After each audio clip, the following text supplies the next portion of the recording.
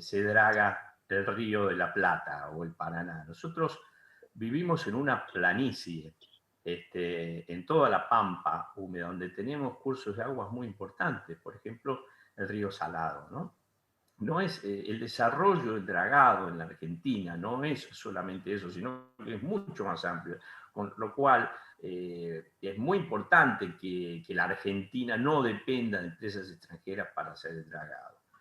Pero también es importante decir que todo esto está intrínsecamente ligado a nuestra historia. Mirá si será importante, Elisa, que la Argentina, cuando se declaró independiente en 1816, tardó hasta 1853 en dictar su constitución. ¿Sabés por qué no la dictaba?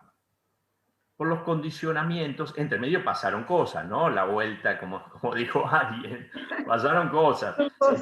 Hubo invasiones, hubo bloqueos, el bloqueo anglo-francés. ¿Te acordás para qué fue el bloqueo anglo-francés?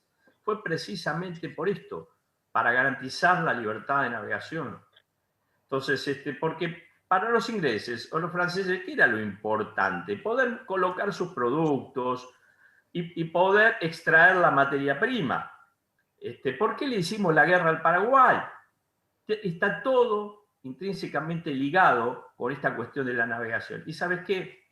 Nos dejaron dictar la Constitución en 1853, cuando Urquiza, en el año 52, dictó 2 decretos declarando la libre navegación de los ríos. El Imperio Británico habilitó el dictado de nuestra Constitución. Nosotros éramos, de hecho, dejamos de ser una colonia española y pasamos a ser una colonia británica. Nos habilitó cuando Urquiza dictó ese decreto. Entonces, nosotros tenemos 2 cuestiones de rango constitucional que obstan al desarrollo de nuestra soberanía. Una de ellas es la igualdad entre nacionales y extranjeros. Es decir, todos los derechos que tenemos los nacionales los tienen también los extranjeros. Ahora, no cualquier extranjero, porque Alberdi, cuando diseñó las bases para nuestra Constitución, pensó en el inmigrante europeo, no en el nuestro, no en el de los países hermanos. Y declaró expresamente, le obliga al Congreso a fomentar la inmigración europea.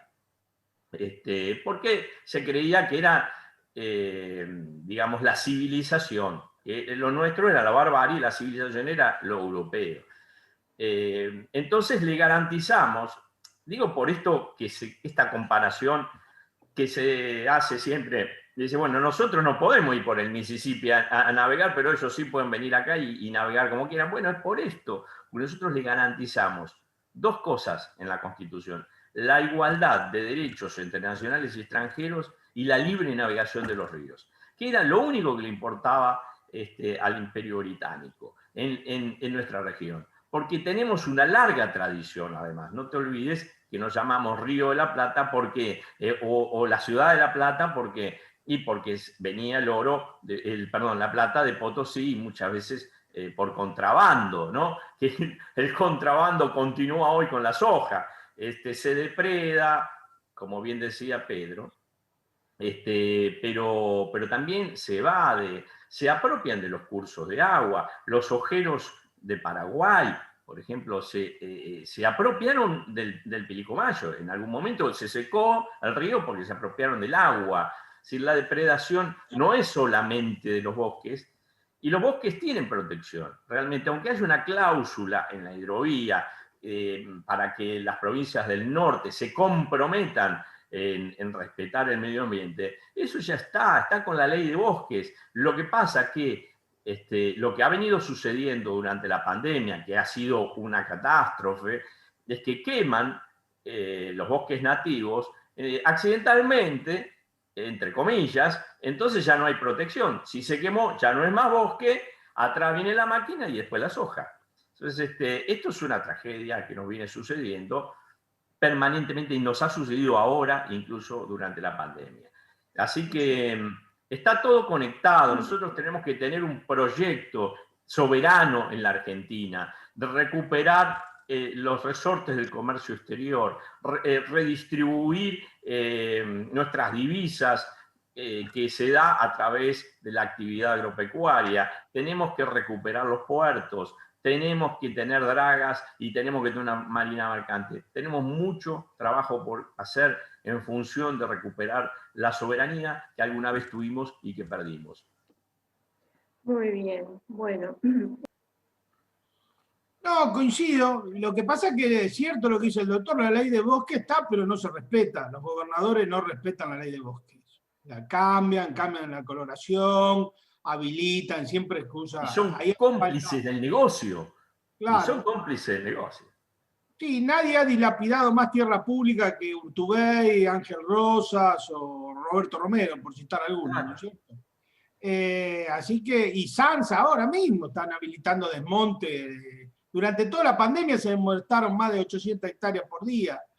O sea que eso debe ser parte de un acuerdo político mucho más firme que una ley o que un acuerdo, que la ley de bosque, digo, debe estar atado fundamentalmente a sanciones muy fuertes que vengan del orden de la coparticipación federal, de descuentos y de obligatoriedad a reforestar las áreas deforestadas ilegalmente con las mismas especies nativas que estaban anteriormente. Debemos reconstituir parte de nuestra selva, porque eso es vital. Miren, nosotros tenemos 600.000 hectáreas acá cerquita bajo agua en Santa Fe, y eso es producto de la deforestación que hubo. El 97% de los bosques naturales de Córdoba fueron deforestados.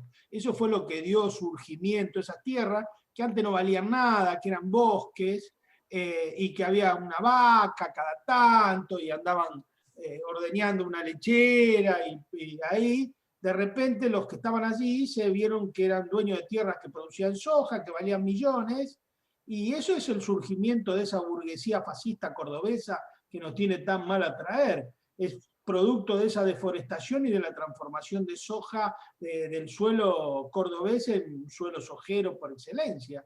Ahí está el origen de ese fascismo que devino ahora en estos años, que lo vemos a menudo expresando posiciones políticas que son racistas, xenófobas, que tienen todas las contraindicaciones de cómo debe ser un buen ciudadano. De cómo debe ser una democracia, ¿no es cierto? Aparte. Sí, y creo que una de las cosas que se necesitan también es transparencia, ¿no? Porque muchas veces los ciudadanos buscamos enterarnos de distintas cuestiones y es muy difícil, ¿no? Por ejemplo, en el tema de las megafactorías de cerdos, que estuvo todo muy, muy encerrado, muy así callado, y de repente apareció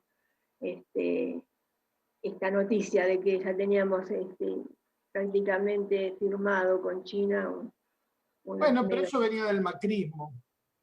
Eso sí. Es un proyecto que la Cancillería argentina tiene una rara continuidad con el macrismo, ¿no? No ha cambiado mucho de Macri ahora.